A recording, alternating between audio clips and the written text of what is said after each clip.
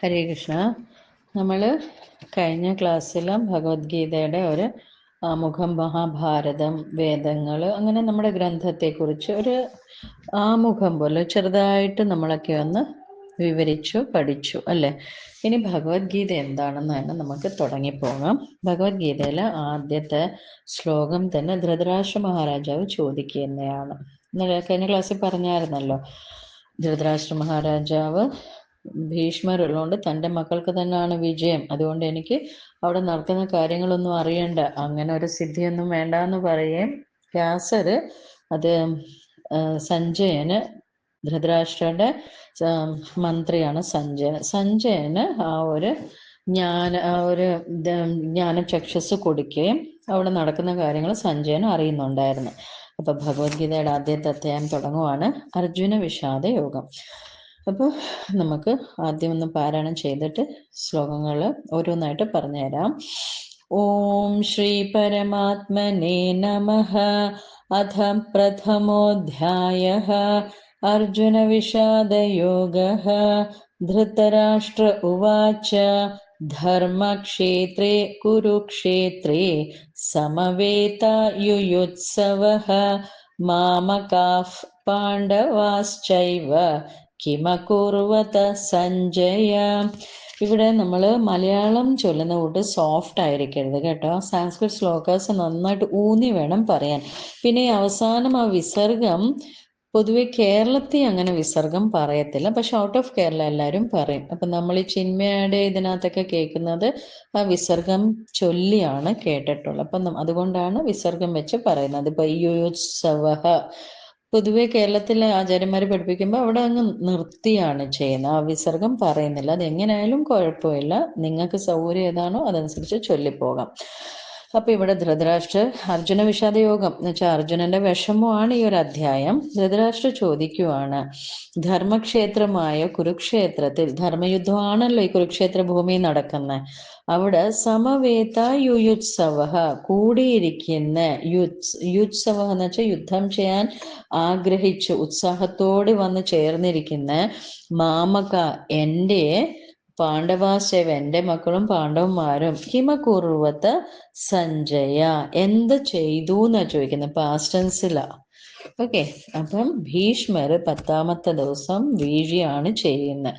അപ്പൊ യുദ്ധഭൂമി 10ാമത്തെ ദിവസം ഭീഷ്മർ വീണപ്പം ധൃതരാഷ്ട്രർക്ക് ആകെ പേടിയ, ഇനി തൻ്റെ മക്കളുടെ വിധി എന്തായിരിക്കും. അപ്പൊ അങ്ങനെ അതുകൊണ്ടാണ് പാസ്റ്റ് ടെൻസിൽ ചോദിക്കുന്നത്, അല്ലാതെ പ്രസന്റ് തൊട്ട് വർണ്ണിക്കുകയല്ല ഇവിടെ ചെയ്യുന്നത്. അപ്പൊ ഇനി സഞ്ജയൻ ഓരോന്നായിട്ട് പറയും. സഞ്ജയ ഉവാച ദൃഷ്ട്വാ തു പാണ്ഡവാനീകം വ്യൂഢം ദുര്യോധനസ്തദാ ആചാര്യമുപസംഗമ്യ രാജാ വചനമബ്രവീത്. എന്നുവെച്ചാൽ സഞ്ജയു വാച്ച, ച ആയിരിക്കണം, ജ പോലെ വരരുത്. ദൃഷ്ട്വാതു പാണ്ഡവ നീക്കം എന്ന് വെച്ചാൽ പാണ്ഡവന്മാരെല്ലാരെയും കണ്ടിട്ട്, ദൃഷ്ടുവ എന്ന് വെച്ചാൽ കണ്ടിട്ട്, വ്യൂഢം, വ്യൂഢം എന്ന് വെച്ചാൽ ഇങ്ങനെ ഭയങ്കരമായിട്ട് ഇങ്ങനെ സ്പ്രെഡായി വിന്യസിച്ച് നിൽക്കുന്നത് കണ്ടിട്ട്, രാജ വചനം അബ്രവീത്, ബ്രവി ബ്രൂഹി എന്നൊക്കെ പറഞ്ഞാൽ പറഞ്ഞു. രാജ ദുര്യോധനൻ, ശരിക്കും പറഞ്ഞാൽ ദുര്യോധനൻ അല്ല രാജാവ്, ധൃതരാഷ്ട്രമാണ്. പക്ഷെ അച്ഛൻ അന്ധനായതുകൊണ്ട് ഇവിടെ മകനാണ് ഭരണം മൊത്തം ഏറ്റെടുത്തിരിക്കുന്നത്. അതുകൊണ്ടാണ് ഒരു രാജ ദുര്യോധനൻ എന്ന് സംബോധനം ചെയ്തത് സഞ്ജയൻ. അപ്പൊ രാജ ദുര്യോധനൻ പാണ്ഡവ സൈന്യത്തെ ഇങ്ങനെ വിന്യസിച്ച് നിൽക്കുന്നത് കണ്ടിട്ട് ആചാര്യന്റെ മുമ്പിൽ ചെന്ന്, ആരാണ് ഇവരുടെ ആചാര്യൻ, ദ്രോണാചാര്യരുടെ മുമ്പിൽ ചെന്ന് അബ്രവീത് ഇങ്ങനെ പറഞ്ഞു. എന്താ പറഞ്ഞേ? അതെന്താന്ന് വെച്ചാൽ പാണ്ഡവന്മാരുടെ സേനാധിപൻ ധൃഷ്ടദ്യുമ്നനാണ്. ധൃഷ്ടദ്യുമ്നൻ എന്ന് പറയുന്നത് ദ്രൗപദിയുടെ സഹോദരനും ദ്രുപദ രാജാവിന്റെ മകനുമാണ്. ദ്രൗപദി ആരാന്നറിയാമല്ലോ, പാണ്ഡവന്മാരുടെ പത്നി. അപ്പൊ പാണ്ഡവന്മാരുടെ അളിയൻ തന്നെയാണ് പാണ്ഡവന്മാരുടെ സേനാധിപൻ. കൗരവ പക്ഷത്തെ സേനാധിപൻ ഭീഷ്മരെയാണ് ദുര്യോധനൻ ആക്കിയത്. ശരിക്കും ദ്രോണാചാര്യരെ ആയിരുന്നു ആക്കേണ്ടത്, പക്ഷെ ഭീഷ്മരെയാണ് ആക്കിയത്. അപ്പം ദ്രോണാചാര്യർക്കൊരു ബുദ്ധിമുട്ട് കാണും എന്ന് ദുര്യോധനന് അറിയാം. അപ്പൊ അതൊക്കെ വെച്ചാണ്. പിന്നെ മാത്രമല്ല, അപ്പുറത്തെ സൈഡിൽ നിൽക്കുന്ന ദ്രോണാചാര്യരുടെ പ്രിയ ശിഷ്യനാണ് അർജുനൻ. അപ്പം അപ്പുറത്ത് നിൽക്കുന്ന പാണ്ഡവന്മാരോട് ഇവർക്ക് എല്ലാവർക്കും തന്നെ ഭയങ്കര സ്നേഹമാണ്. അത് ദുര്യോധനൻ നന്നായിട്ട് അറിയാം. ഈ കൗരവന്മാരുടെ പ്രവൃത്തി നല്ലതേ അല്ല. അവരെല്ലാവരെയും ദ്രോഹിക്കുകയും വേണ്ടാദിനങ്ങൾ കാണിക്കുന്നുണ്ട്. ഇവരോട് ആർക്കും ഒരു സ്നേഹമില്ല. പാണ്ഡവന്മാരോടാണ് എല്ലാവർക്കും സ്നേഹം. ഇവിടെ എന്താ സംഭവിച്ചതെന്ന് വെച്ചാൽ ശരീരം ഇവിടെയും മനസ്സപ്പുറത്തുവാ. അത് ദുര്യോധനന് നന്നായിട്ട് അറിയാം. അപ്പൊ അതുമല്ല, ഏറ്റവും പ്രിയ ശിഷ്യൻ എന്ന് വെച്ചാൽ ഇപ്പോൾ ഒരു സ്കൂളിൽ നിന്ന് 12th പാസ് ഔട്ടായി പോകുമ്പം എഡ്യൂക്കേഷനിൽ മാത്രം ടോപ്പല്ല, cultural activities, recitation, elocution, debate എല്ലാത്തിലും ടോപ്പായിട്ട് വരുന്നവരെയല്ലേ ബെസ്റ്റ് ഔട്ട് ഗോയിങ് സ്റ്റുഡൻറ് എന്ന് പറയുന്നത്. അതുപോലാണ് അർജുനൻ ശാസ്ത്രവിദ്യ, ശാസ്ത്രം, കലാപരിപാടികൾ എല്ലാത്തിനകത്ത്, ധനുർവിദ്യ എല്ലാത്തിലും ടോപ്പായിരുന്നു. അപ്പൊ ദ്രോണാചാര്യരുടെ പ്രിയ ശിഷ്യനായിരുന്നു. നമുക്ക് രണ്ട് സംഭവങ്ങൾ തന്നെ എടുത്താൽ അറിയാൻ പറ്റും. ഒന്ന്, ഇവരെ പഠിപ്പിക്കുന്ന സമയത്ത് ഏകലവ്യൻ, ഒരു താഴ്ന്ന ജാതിയിലുള്ള ഒരു പയ്യന് ദ്രോണാചാര്യരുടെ അടുത്ത് ആദ്യം പോയി ചോദിക്കും പഠിപ്പിച്ചു തരാം. അപ്പൊ പറയും രാജകുമാരന്മാരുടെ കൂട്ടത്തിൽ പഠിക്കാനോന്നൊക്കെ പറഞ്ഞൊരു ഇതുണ്ട്, അങ്ങനെ പഠിപ്പിക്കത്തില്ല. അങ്ങനെ ഈ ഏകലവ്യൻ എന്തോ ചെയ്യും, അവിടെ മാറിപ്പോ അവരുടെ വീടിനടുത്ത് ദ്രോണാചാര്യരുടെ ഒരു വിഗ്രഹം ഉണ്ടാക്കിയിട്ട് അവിടെ ഇരുന്ന് ആ ദ്രോണാചാര്യരുടെ വിഗ്രഹത്തിന്റെ മുമ്പേ ഇരുന്ന് ധനുർവിദ്യ പഠിക്കും. ഒരു ദിവസം ഇത് ദ്രോണാചാര്യർ കാണാൻ ഇടയായി. അപ്പൊ നന്നായിട്ടാണ് ഓരോന്നും ചെയ്യുന്ന കണ്ടപ്പം ദ്രോണാചാര്യർക്ക് മനസ്സിലായി, ഇവൻ എൻ്റെ പ്രിയ ശിഷ്യൻ ഒരു പാരയായിരിക്കും. അങ്ങനെ ദ്രോണാചാര്യർ അതിലേ പോകുമ്പോൾ ഏകലവ്യം കാണുകയും ഏകലവ്യം നമസ്കരിക്കുകയൊക്കെ ചെയ്യുമ്പം ഓരോന്നൊക്കെ ചോദിക്കുന്നതായിട്ടൊക്കെ ഉണ്ട്. നമ്മൾ കൂടുതൽ അതിനകത്തോട്ട് പോകുന്നില്ല. അപ്പൊ പറയും ഗുരുദക്ഷിണ ചോദിക്കും. അപ്പൊ ഗുരുദക്ഷിണ അങ്ങ് എന്ത് വേണമെങ്കിലും ചോദിച്ചു, ഞാൻ തരാന്ന് പറയാം.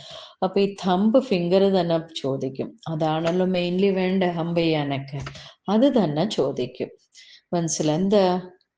അർജുനനേക്കാൾ മുന്നിൽ വരാൻ പാടില്ല ഏകലവ്യൻ, അത്ര നന്നായിട്ട് അഭ്യസിക്കുന്നുണ്ടായിരുന്നു. രണ്ടാമത്തെ ഒരു ഇൻസിഡന്റ് എന്ന് പറയാൻ, ഇവരെല്ലാവരും കൗരവന്മാരും പാണ്ഡവന്മാരും എല്ലാം പഠിച്ചു കഴിഞ്ഞതിന് ശേഷം ഇവർക്കൊരു ടെസ്റ്റ് ഉണ്ടായിരുന്നു. അപ്പൊ ആ ടെസ്റ്റ് സമയത്ത് അവിടെ ഒരു ദൂരെയായിട്ട് കർണൻ ഒരു അമ്പ് ചെയ്ത് ഇവരെല്ലാരും ഇങ്ങനെ കണ്ട്, ഇങ്ങനെ പോയിട്ട് വരുന്ന, ആകാശത്ത് പോയിട്ട് വരുന്ന ഇവിടെ ഇരുന്നവരെല്ലാവരും കണ്ട്. അങ്ങനെ ദുര്യോധനൻ കർണന്റെ തന്റെ പക്ഷത്താക്കും. എന്ന് വെച്ചാൽ ഇവർക്കൊരു വെല്ലുവിളിയായല്ലോ, അവരൊന്നും അത്രയും ബ്രില്യൻസ് അല്ല. അപ്പൊ എന്നിട്ട് പറയും, ഇനി ഞങ്ങളുടെ ഭാഗത്ത് നിന്ന് അർജുനൻ അപ്പുറത്തുനിന്നും വരട്ടെ, ഞങ്ങളുടെ ഭാഗത്ത് നിന്ന് കർണനും വരുമെന്ന് പറയും. അപ്പം അവിടെയും ദ്രോണാചാര്യര് ചോദിക്കും, നിന്റെ കുലം ഏതാന്നൊക്കെ ചോദിച്ച് അവിടെ താഴ്ത്തും. രാജകുമാരന്മാരുമായിട്ട് മത്സരിക്കാനുള്ള ഒരു യോഗ്യതയില്ല, സൂതപുത്രൻ എന്നൊക്കെ പറഞ്ഞ് അങ്ങ് താഴ്ത്തും. അപ്പം എന്താ, ദ്രോണാചാര്യർക്ക് മനസ്സിലായി കർണനും അർജുനനേക്കായി നന്നായിട്ട് അമ്പ് ചെയ്യുന്നതെന്ന്. പക്ഷെ അർജുനനേക്കാൾ മുന്നിൽ വരാൻ പാടില്ല, അതിന്റെ വേക്കിലെയാണ് ഇത് ചെയ്തത്. അപ്പൊ ഈ രണ്ട് ഇൻസിഡൻസും എല്ലാവർക്കും അറിയാവുന്നതാണ്. അപ്പൊ പ്രിയ ശിഷ്യനോടുള്ള മമത കാരണം ഇവര് കൗരവന്മാരെ തോക്കാനിടയുണ്ട്. പിന്നെ മാത്രവുമല്ല, ഭീഷ്മരെയാണ് സേനാധിപനാക്കിയിരിക്കുന്നത്. അപ്പൊ ദ്രോണാചാര്യർക്ക് അങ്ങനെ ഒരു വൈശ്വദേഷ്യം ദുര്യോധനനോട് കാണും. ഇതൊക്കെ ഉണ്ട്. അതാണ് അപ്പൊ അതിന്റെ വേക്കിലിയാ ഇതെല്ലാം പറയുന്നത്. പിന്നെ അടുത്ത മൂന്നാമത്തെ ശ്ലോകം, പശ്യൈതാം പാണ്ഡുപുത്രാണാം ആചാര്യമഹതീം ചമൂം വ്യൂഢാം ദ്രുപദപുത്രേണ തവ ശിഷ്യേണ ഭീമതാം. എന്നുവെച്ചാ പശ്യേത്താം, കണ്ടാലും, പാണ്ഡുപുത്രന്മാരെ കണ്ടാലും, പശ്യേത്താം എന്ന് വെച്ചാൽ കണ്ടാലും, ആചാര്യ മഹതീം ചമൂം വ്യൂഢാം ദ്രുപദപുത്രേണ, ഇവിടെ ഈ വ്യൂഢത്തെ ആരാണ് നയിക്കുന്നത്? ദ്രുപദന്റെ പുത്രൻ. ദ്രുപദന്റെ പുത്രൻ എന്ന് പറയുന്നത് ഈ ദ്രുപദ മഹാരാജാവും ദ്രോണാചാര്യരും ഇവര് ഗുരുകുലത്തിൽ ഒരുമിച്ചാണ് പഠിച്ചത്. അപ്പൊ ആ സമയത്ത് ഇവർ ഭയങ്കര ഫ്രണ്ട്സ് ആയിരുന്നു. ആ സമയത്ത് ദ്രുപദൻ പറയും, നിനക്ക് എപ്പോൾ എന്ത് സഹായം വേണമെങ്കിലും എൻ്റെ അടുത്ത് വന്നാൽ മതി, ഞാൻ സഹായിക്കാന്നൊക്കെ പറഞ്ഞാണ് ഇവർ ഗുരുകുലത്തിൽ നിന്ന് പിരിയുന്നത്. കുറെ കാലങ്ങൾ കഴിയുമ്പോൾ ഇവർ കല്യാണമൊക്കെ കഴിക്കും, കുട്ടികളൊക്കെ ആവും. ദ്രുപദൻ അവിടുത്തെ രാജാവിന്റെ അച്ഛൻ മാറി മകൻ രാജാവാവും. അങ്ങനെയൊക്കെയുള്ള കാലഘട്ടമായിട്ടിരിക്കുമ്പോൾ ദ്രോണാചാര്യരുടെ ഭാര്യയാണ് കൃപാചാര്യർ പെങ്ങളാണ് കൃപിയുടെ മകനാണ് അശ്വത്ഥാമ. അപ്പൊ ദ്രോണാചാര്യരുടെയും കൃപിയുടെയും മകനാണ് അശ്വത്ഥാമാവ്. അപ്പൊ ഈ അശ്വത്ഥാമാവ് ഒന്നും പാലൊന്നും കൊടുക്കാനില്ലാത്തതിന് അരിപ്പൊടിയൊക്കെ കലക്കിയാണ് പാലായിട്ട് കൊടുക്കുകയും അത്രയും കൊടും ദാരിദ്ര്യത്തിൽ കൂടെ പൊയ്ക്കൊണ്ടിരുന്നപ്പം ദ്രോണാചാര്യർക്ക് ഗുരുകുലത്തിൽ വെച്ചുള്ള ദ്രുപദന്റെ വാക്കുകൾ ഓർമ്മ വന്നു. അങ്ങനെ അവിടെ ചെല്ലും. ദ്രുപദന്റെ രാജ്യത്ത് ചെല്ലുമ്പം ദ്രുപദൻ പരിഹസിച്ചു വിടും. നീയും ഞാനും എവിടെ കിടക്കുന്നു, നമ്മൾ ഒരുമിച്ച് സഖാക്കളോ എന്നൊക്കെ പറഞ്ഞുകൊണ്ട് കളിയാക്കി വിടും. ഇത് ദ്രോണാചാര്യർക്ക് ഭയങ്കര ദേഷ്യവും വൈരാഗ്യവും ആകും. അങ്ങനെ വന്ന് വിഷമിച്ചു വരും. കുറെ നാളുകൾ കഴിയുമ്പം ഈ ദ്രോണാചാര്യരെ ഹസ്തിനാപുരയിലെ രാജകുമാരന്മാരെ പഠിപ്പിക്കാൻ അഭ്യസിപ്പിക്കാൻ തിരഞ്ഞെടുക്കും. അങ്ങനെ കൗരവന്മാരെയും പാണ്ഡവന്മാരുടെ ആചാര്യനായിട്ട് ദ്രോണാചാര്യരെ നിയമിക്കും. അതെല്ലാം കഴിഞ്ഞ് ഇവരുടെ വിദ്യാഭ്യാസം എല്ലാം കഴിയുമ്പോൾ ഇവർക്ക് ഒരു ഗുരുദക്ഷിണയുണ്ട്. അപ്പം ദ്രോണാചാര്യര് പറയും, നിങ്ങൾ പോയി ദ്രുപദ മഹാരാജാവിനെ ബന്ധിയാക്കി കൊണ്ടുവരണമെന്ന് പറയും. അങ്ങനെ ഇവർ പോയി ബന്ധിയാക്കി കൊണ്ടുവരും. അങ്ങനെ രാജ്യം മൊത്തം കിട്ടും ദ്രുപദന്റെ. പക്ഷെ പറയും, എനിക്ക് മൊത്തം വേണ്ട, നീ പകുതി എടുത്തു എന്നും പറഞ്ഞ് ഔദാര്യം പോലെ കൊടുക്കും. എന്നുവെച്ചാൽ ആ ഒരു പണ്ട് കുട്ടിക്ക് വിശന്ന് ഇതായപ്പം അവിടെ സഹായത്തിന് ചെന്നപ്പം ആക്ഷേപിച്ചല്ലോ വിട്ടെ. അപ്പൊ ആ ഒരു വൈരാഗ്യം, പിന്നെ ഇപ്പൊ ഒരു ഔദാര്യവും കൊടുത്ത് പകുതി എടുത്തു, എനിക്ക് വേണ്ട മൊത്തം ഒന്നും പറഞ്ഞുകൊണ്ട്. അപ്പൊ ഈ വൈരാഗ്യത്തിൽ ദ്രുപദൻ എന്തോ ചെയ്യും, ദ്രുപദൻ വിവാഹമൊക്കെ കഴിഞ്ഞല്ലോ, യജ്ഞം ചെയ്യും. ഒരു സങ്കല്പം വെച്ചുകൊണ്ട് ദ്രോണാചാര്യരെ വധിക്കാൻ പറ്റുന്ന പുത്രനായിരിക്കണം എന്നും പറഞ്ഞ്. അപ്പൊ നമ്മളൊരു കാര്യം ചെയ്യുന്ന ഇത് നടന്നു കിട്ടണേന്നും പറഞ്ഞല്ലേ നമ്മളൊരു ഇത് ചെയ്യുന്ന ഹോമം ചെയ്യുന്നയാലും വഴിപാട് നടത്തുന്നയാലും. അതുപോലെ ദ്രുപദൻ യജ്ഞം ചെയ്തത് ദ്രോണാചാര്യരെ വധിക്കാൻ പറ്റുന്ന രീതിയിലുള്ള ഒരു പുത്രൻ ജനിക്കണമെന്ന്. അപ്പൊ അങ്ങനെയാണ് ദ്രുപദന്റെ മകൻ ദൃഷ്ടദ്യുമ്നനും പിന്നെ ഒരു മകള് ദ്രൗപദിയും ജനിക്കുന്നത്. പിന്നെ ഇവരുടെ തന്നെ ആദ്യത്തെ മകളാണ് ശിഖണ്ഡി. ഈ ശിഖണ്ഡിയാണ് ഭീഷ്മര് മരണത്തിന് കാരണമാകുന്നത്. അപ്പൊ ഈ ശിഖണ്ഡി ശരിക്കും പെണ്ണായിരുന്നു. പക്ഷെ പണ്ടത്തെ കുടുംബത്തെ ആദ്യം ആണാകണമെന്നാണ്, ആൺകുട്ടി എന്ന് വെച്ചാൽ അടുത്ത തലമുറകളാണ് രാജാക്കന്മാരാകണ്ടല്ല. പക്ഷെ ഈ ഇവര് ശിഖണ്ഡി ആരെ ശരിക്കും പറഞ്ഞാൽ മുജ്ജന്മത്തിൽ അമ്പയാ. അപ്പം ഭീഷ്മരോടുള്ള വൈര്യം കൊണ്ടാണ് ജനിച്ചിരിക്കുന്നത് തന്നെ. അപ്പൊ ഒരു പെണ്ണായിട്ട് വന്ന ഇഷ്ടപ്പെട്ടില്ല, ആണായിട്ട് തന്നെ വരുന്നത്. അപ്പൊ ഭഗവത്ഗീത അത് പറയുന്നുണ്ട്, നീ എന്ത് ചിന്തിച്ചാണോ പോകുന്നത് അതായിരിക്കും അടുത്ത ജന്മം, അതൊക്കെ വരുന്നുണ്ട്. അപ്പൊ ഭീഷ്മരോടുള്ള പക കൊണ്ടാണ് മരണപ്പെട്ടതും അടുത്ത ഇത് ഉണ്ട്, ആ പകയുണ്ട്. അങ്ങനെ ആണായിട്ട് ജനിക്കുന്ന, പക്ഷെ ഏതോ ഒരു മഹർഷിയുടെ അടുത്ത് പോയി പെണ്ണായിട്ട് ജനിക്കുന്ന, പക്ഷെ പോയി ആണിന്റെ ആ ഒരു വീര്യവും ഇതൊക്കെ അങ്ങനെയൊക്കെ എന്തൊക്കെയോ ഉണ്ട്. അങ്ങനെയാണ് ശിഖണ്ഡി. അപ്പൊ ആണുമല്ല പെണ്ണുമല്ല, അങ്ങനെയുള്ള ഒരു ഇതാണ് ശിഖണ്ഡി. അപ്പൊ ഇവര് മൂന്നുപേരും ശിഖണ്ഡി, ദ്രൗപദി, ദൃഷ്ടദ്യുമ്നൻ ദ്രുപദ മഹാരാജാവിന്റെ മക്കളാണ്. ഈ പേരുകൾ കൺഫ്യൂഷൻ ആണ്. ഒന്നെങ്കിൽ ഒരു നോട്ട് എടുക്കുക, അല്ലെങ്കിൽ പിന്നെയും കേൾക്കുക, പഠിക്കുക, അപ്പം നമുക്ക് കിട്ടത്തുള്ളൂ. അപ്പൊ അങ്ങനെ ഇവിടെ പറയുവാണ്, ദ്രുപദന്റെ മകനാണ് ദൃഷ്ടദ്യുമ്നനാണ് പാണ്ഡവരുടെ. അപ്പൊ പാണ്ഡവന്മാരോട് ദേഷ്യം പിടിപ്പിക്കുക ശരിക്കും പറഞ്ഞ. അല്ലെങ്കിൽ അവരോടുള്ള സോഫ്റ്റ് കോർണറിൽ നമ്മൾ തോറ്റുപോയാലോ, ദുര്യോധനൻ ആ ഒരു പേടിയുണ്ട്. അപ്പൊ ഇതൊക്കെ പറയാൻ കാരണം ഇതാണ്.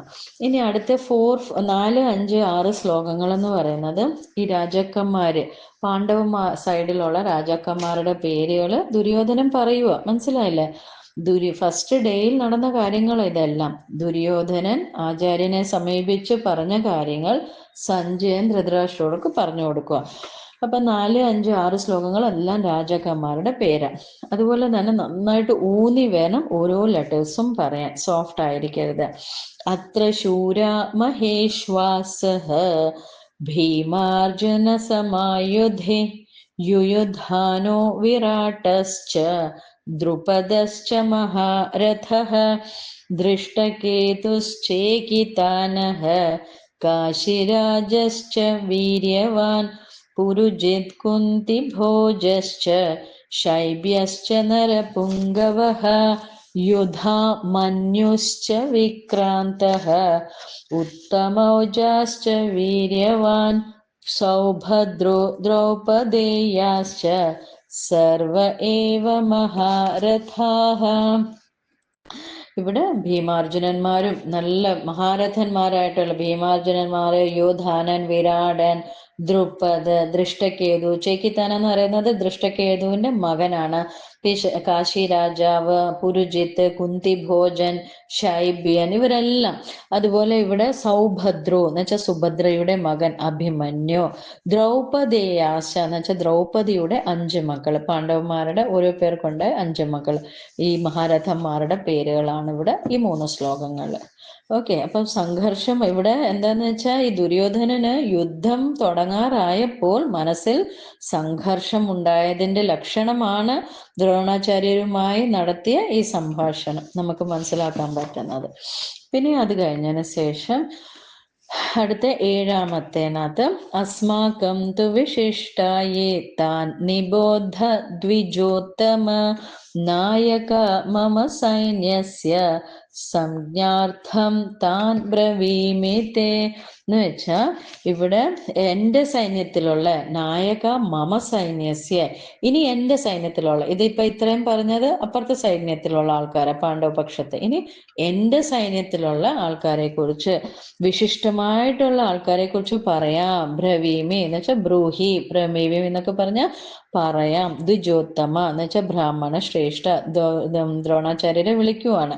അപ്പൊ ഇനി എന്റെ പക്ഷത്ത് ഉള്ള വിശിഷ്ടമായിട്ടുള്ള മഹാരഥന്മാരുടെ പേരുകൾ ഞാൻ പറയാന്നാ പറയുന്നത്.